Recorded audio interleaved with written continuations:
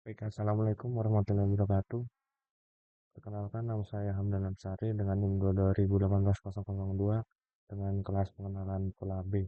Di sini saya akan mempresentasikan studi kasus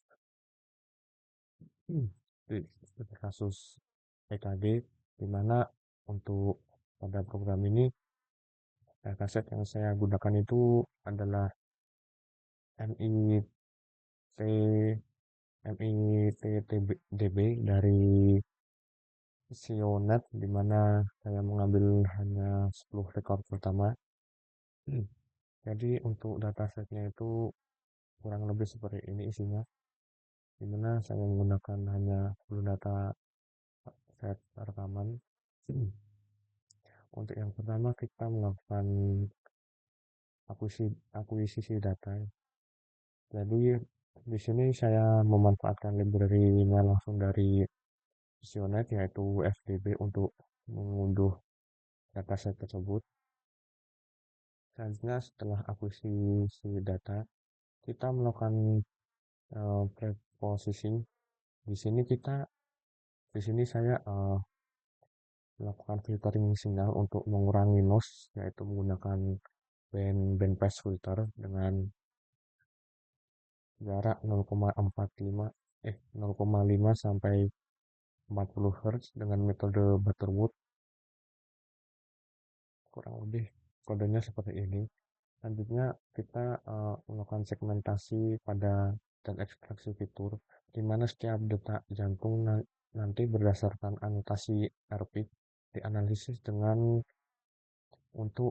tiga fitur utama, yaitu RR interval atau jarak antar RPIC, dan juga QRS with estimation, dan yang ketiga itu amplitude sinyal R.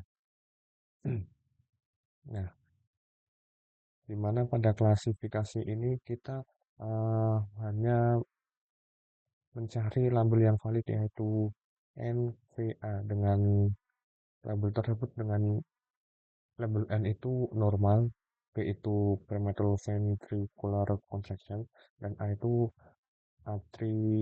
atrial premature beat.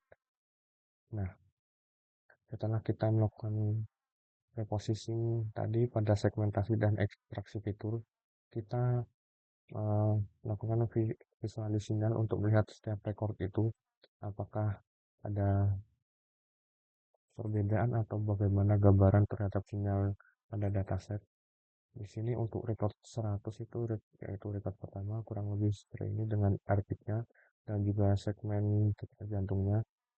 Dengan jumlah bit itu pada record 100 itu 2272, di mana ini untuk melihat pendeteksi RPIC dan juga plot segmentasi satu detak jantung.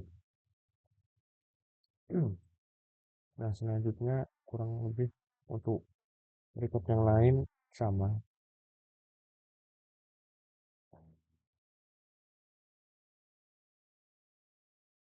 Selanjutnya ini untuk distribusi label tadi, kita menggunakan RR, QRS, dan juga AMP.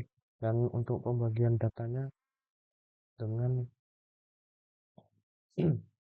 dengan training set itu 80% dan juga 20% dengan menggunakan stratifikasi agar distribusi labelnya tetap seimbang.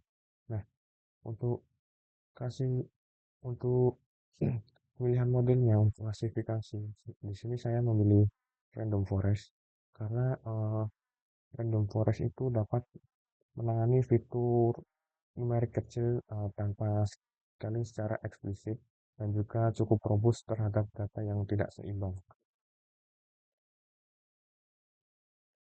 Setelah kita menggunakan model tadi, melakukan evaluasi model menggunakan classification report dan juga conversion metric, didapatkan itu untuk precision untuk kategori A itu 0,78 dengan F1 skornya 0,82.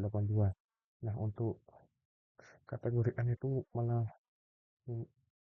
F1 skornya cukup tinggi, yaitu 1, dan juga untuk kategori V itu F1 skornya 0,92 dengan total akurasinya 0,99 mendekati 1. Dan selanjutnya kita dapat melihat distribusi fitur detak jantung berdasarkan labelnya. Untuk warnanya, untuk label yang ungu atau gelap itu label kategori A, dan juga untuk yang hijau toska itu label kategori M, dengan yang kuning itu V. Di mana untuk persebaran distribusi fitur detak jantung ini kita menggunakan sumbu X-nya itu RR interval, dan juga untuk sumbu Y-nya itu gunakan amplitudo R. Jadi pada model ini atau program ini kita itu dapat mengklasifikasikan detak jantung itu berdasarkan bentuk gelombang EKG. Nah, akurasinya itu yang dicapai itu cukup tinggi dengan label minoritas, yaitu A dan B itu memerlukan penanganan imbalance atau augmentasi tadi. Dan juga untuk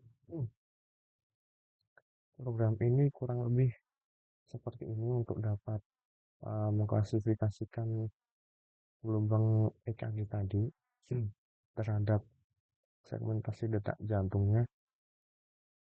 Yang kurang lebih cukup itu saja yang dapat saya sampaikan.